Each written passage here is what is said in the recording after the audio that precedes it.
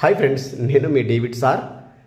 ఈరోజు మన జీవితాలలో చాలా గొప్ప రోజు. నీ జీవితంలో కానీ నా జీవితంలో కానీ ఏంటంటే ఈరోజు ప్రపంచ క్షమాపణ దినోత్సవం.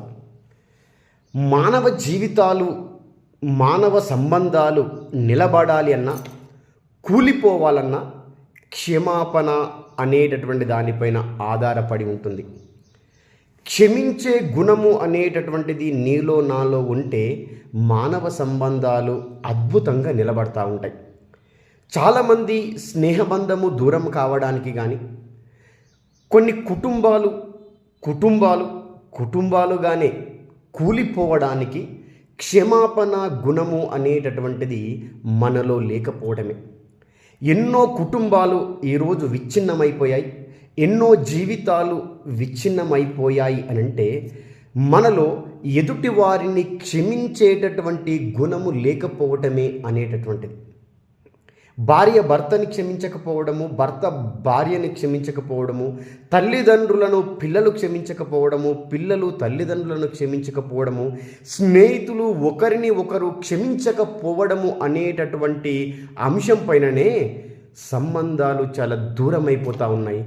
మానవ సంబంధాలు మాయమైపోతున్నాయి. అందుకే మనకి అందశ్రీ గారు రాస్తారు, మాయమైపోతున్నాడమ్మా మనిషన్నవాడు అని. మనలో ఆ మానవత్వం అనేటటువంటిది ఎందుకు క్షీణించిపోయింది, ఎందుకు ఆ మానవత్వం అనేది మాయమైపోయింది అని అంటే ఎదుటి వారిని క్షమించకపోవడము అనేటటువంటిది.